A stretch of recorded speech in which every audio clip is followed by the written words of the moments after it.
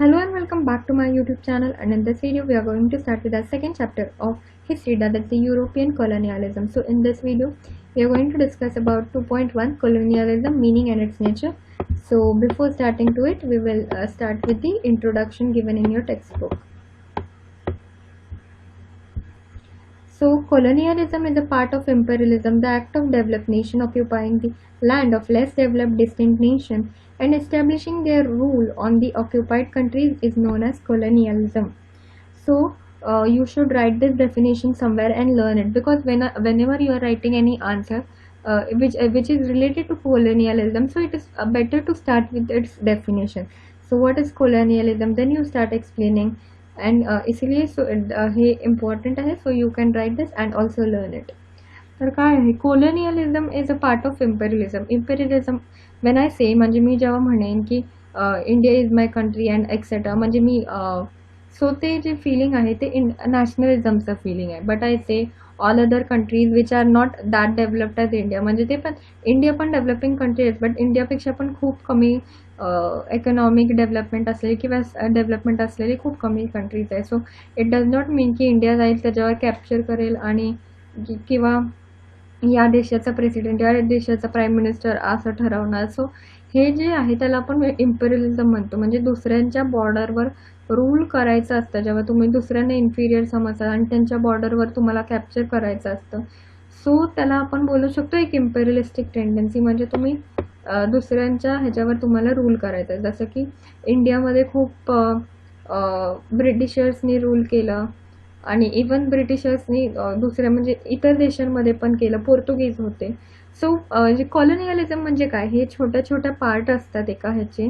जसं की हे ब्रिटिशचे इम्पेरियलिस्टिक रूल होता, आणि जसं कोलोनियलिझम आपण बोलू शकतो, म्हणजे ते लोक तुमचे जे टेरिटरी असते त्याच्यावर कॅप्चर करतात आणि ते त्यांची कॉलनी तिथे एस्टॅब्लिश करतात. जसं की आपण पोर्तुगीज बघू शकतो गोव्यामध्ये. So countries like England, France, Portugal, Spain, etc. gradually occupied the nations in Asia and Africa and established their colonies there.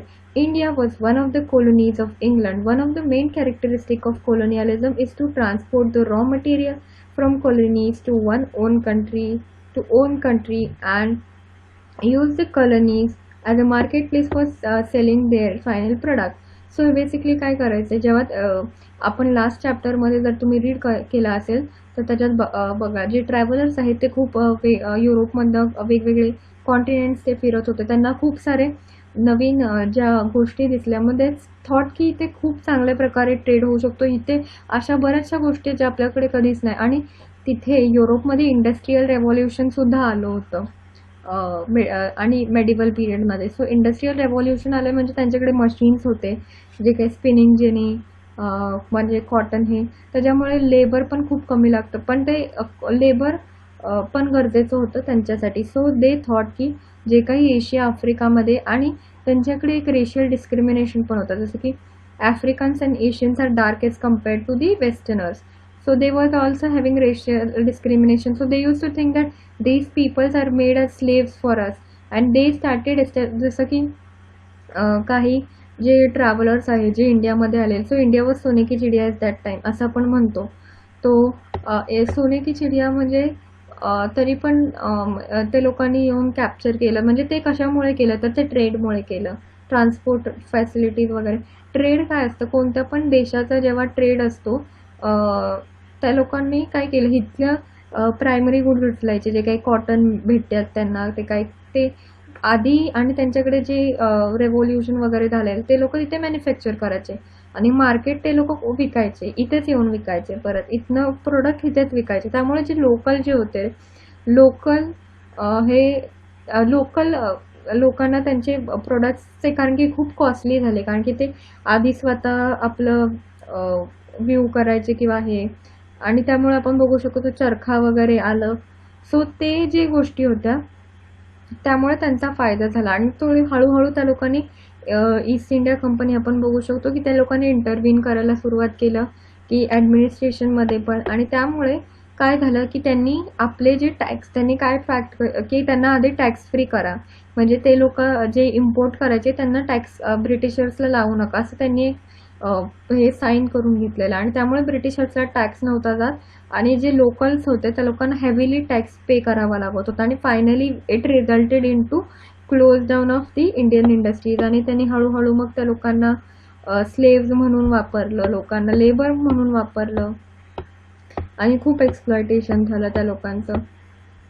हे फक्त इंडियामध्ये नाही झालं तर खूप साऱ्या कंट्रीजमध्ये झालं, एशियामध्ये झालं, आफ्रिकामध्ये झालं, इवन अमेरिकामध्ये पण आपण बघू शकतो. सो हे colonialism indeed gives rise to a political and economic slavery, but it also causes psychological slavery. The racial attitude, आता इथे ह्या लोकांनी psychological slavery पण highlight केले.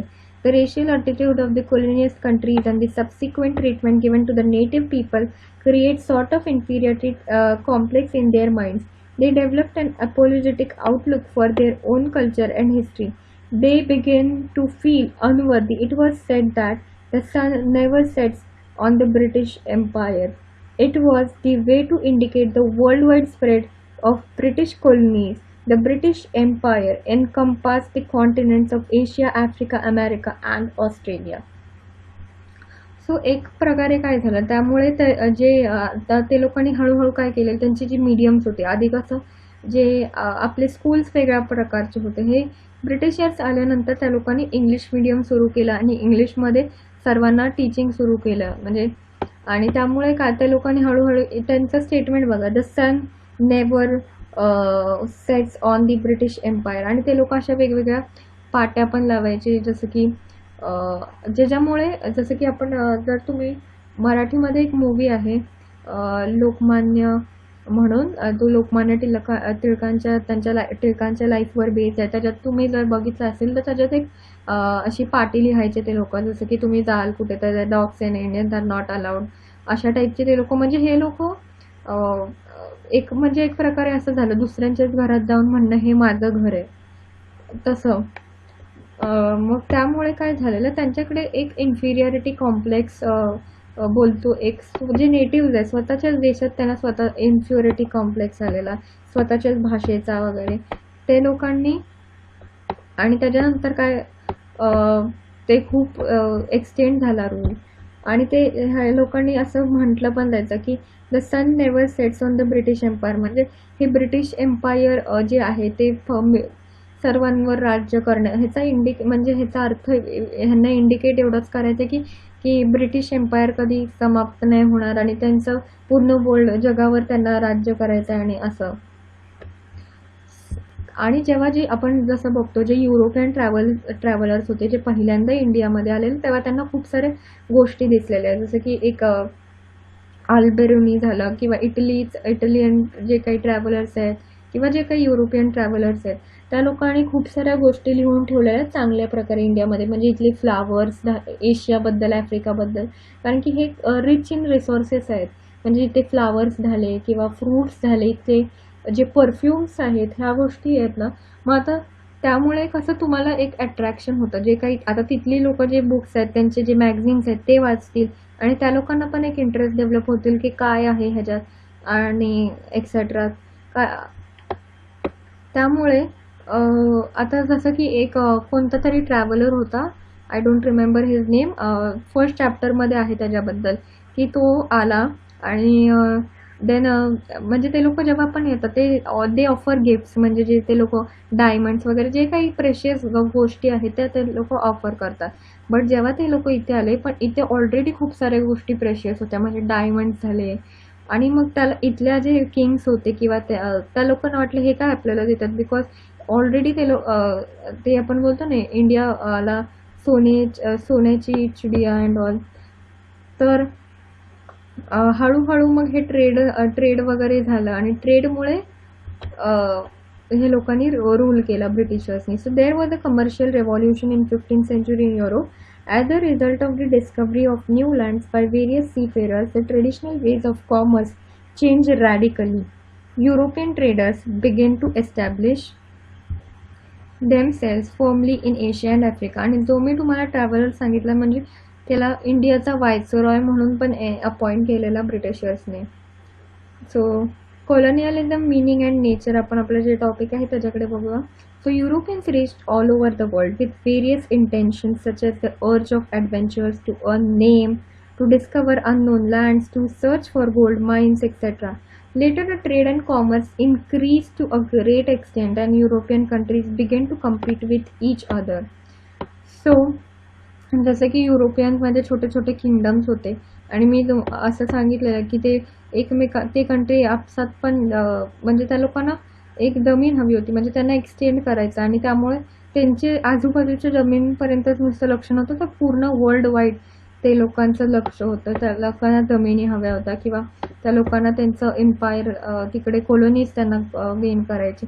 म्हणजे जे ते लोक जिथे पण जायचे ना तिथल्या नेटिव्हजवर एक प्रकारे आक्रमण करायचे, म्हणजे ते लोक तिथली लँड घ्यायचे आणि नेटिव्हजला स्लेव्स म्हणून वापरायचे. So wherever the Europeans went, they established their colonies. There was a competition to gain economic, social, and political supremacy among them. Extreme nationalism, feeling of racial superiority, industrialization, aggressive approach, etc., are some of the factors that led to the growth of colonialism. Europeans went to New Zealand, Australia, America. They found the climate of these regions favorable for them. However, it was easy for them to adopt the climate of Asia. Sorry, it was not easy to adopt the climate of Asia. So, एशियाचा climate आणि युरोपचा climate त्याच्यात खूप फरक आहे. So, despite the climatic condition, favorable or unfavorable, Europeans displaced the indigenous people in their own land, and the Britishers, the Dutch, the Portuguese, and the French all devised several ways for demoralizing the indigenous people. So, एक प्रकारे जे मानसिक खच्चीकरण किंवा एक economic खच्चीकरण आपण बोलतो ते जे नेटिव्स आहे ते त्या लोकांनी केलं पहिलं आणि मग त्या लोकांनी हळूहळू कॅप्चर केलं. म्हणजे पहिलं ट्रेड कॅप्चर केलं, ट्रेड नंतर त्या लोकांनी ॲडमिनिस्ट्रेशनच त्यांच्या हातात घेतलं. So Europeans needed to capture newer market places for selling their surplus goods which were increasingly accumulating as the result of mass production caused by the industrial revolution. Besides, they also needed additional sources that would provide ample raw material. In the later half of the 19th century, England had built a very flourishing trade as a result of industrializing revolution. The British, with the help of their naval forces, had established supremacy in the Asian and African countries. So जसं की मी बोललेली की European travellers खूप फिरत होते, म्हणजे ह्यांचं ship building किंवा या सर्व गोष्टी होत्या या खूप स्ट्रॉंग होत्या, त्यामुळे त्यांची नेव्ही जी होती ती स्ट्रॉंग होती.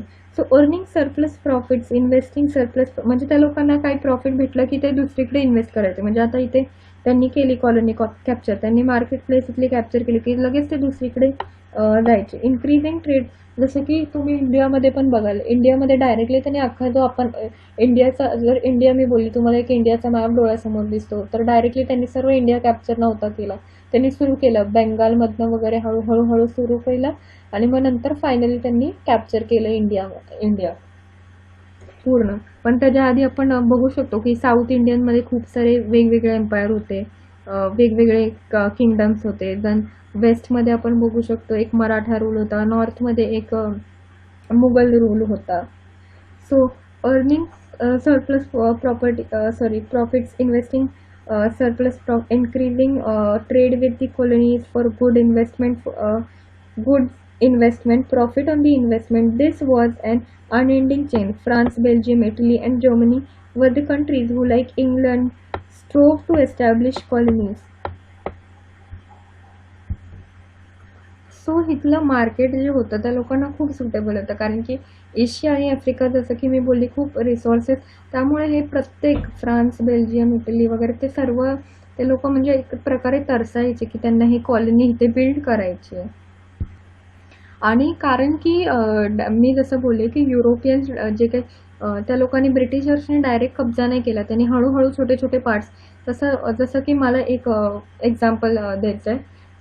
आता जर जो मराठा रूलमध्ये शिवाजी महाराज जे होते त्यांनी म्हणजे त्यांना माहिती असावं की ह्या लोकांना कब्जा करायचा. सो त्या लोकांचं म्हणजे त्यांचं जेवढं पण एम्पायर होतं महाराजांचं, सो ही जर तुम्ही लास्ट इयरचं हिस्ट्री वाचलं असेल तर त्याच्यात एक तुम्हाला डू यू नो मध्ये वगैरे पॅराग्राफ होता की त्याच्यात जे काही नेव्ही जी होती ती बिल्ड करण्यासाठी पण महाराजांनी इम्पॉर्टन्स दिलेला, कारण की त्यांना माहिती आहे की त्या काळी इतकी रोड वगैरे नव्हते. सो हे जे नेव्ही थ्रू ते लोक म्हणजे समुद्रमार्गे ट्रेड करण्याचा खूप इम्पॉर्टन्स आहे.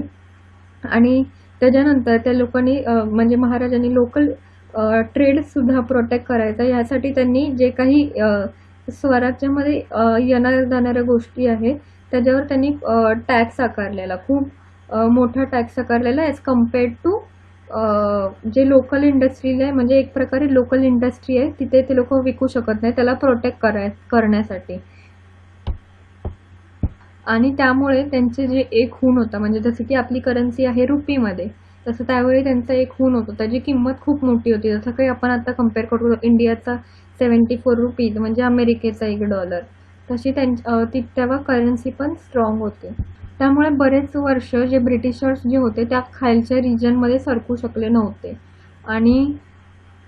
आणि जे पोर्चुगीज वगैरे होते, ते पोर्चुगीज वगैरे त्या लोकांना ते लोक ट्रेड करायचे खूप, म्हणजे पूर्ण अख्ख्या इंडियामध्ये ते लोक ट्रेड करायचे. त्यामुळे त्यांनी असं पण केलेलं, जे महाराजांनी की जे काही रोड कनेक्टिव्हिटी आहे त्यांना एक म्हणजे इथून कनेक्ट केलेलं, म्हणजे साऊथ इंडियन रोड्स आणि नॉर्थ इंडियन रोड्स तुम्ही जर बघाल तर ते महाराष्ट्राच्या काही प्रकारे सीमेला लागून वगैरे असे ते कनेक्ट केलेलं, म्हणजे तुम्हाला जाताना पण टॅक्स द्यावा लागेल आणि येताना पण इथून नॉर्थवरनं साऊथमध्ये येताना पण टॅक्स भरावा लागेल आणि साऊथमधनं नॉर्थमध्ये जाताना पण तुम्हाला टॅक्स भरावा लागेल.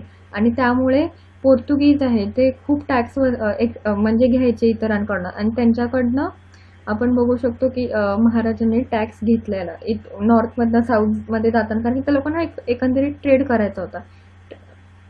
आणि त्यामुळे त्यांचं जे एम्फसिस होतं, जे कोणते कॉलनीज जे रूल करत गेले इंडियावर, त्यांचं जे एम्फसिस होतं ते टॅक्स फ्री ट्रेडिंगवर होतं, म्हणजे त्यांना टॅक्स कमी करायचे होते. आणि जर तुम्ही माझे पॉलिटिकल सायन्सचे व्हिडिओज बघितले असेल की सेकंड चॅप्टरमध्ये आहे ग्लोबलायझेशन जो आहे, तर ग्लोबलायझेशनमध्ये ही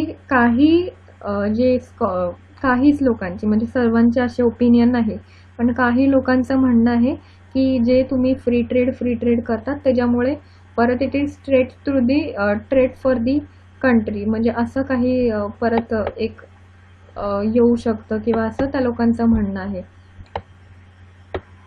आपण बघतो की ग्लोबलायझेशन मुळे चांगल्या पण गोष्टी घडल्या आणि वाईट म्हणजे त्याचे इल इफेक्ट्स पण आहेत. त्यामुळे हे एक इल इफेक्ट मानला जातो की टॅक्स फ्री ट्रेडिंग देतात किंवा टॅक्स कमी करतात.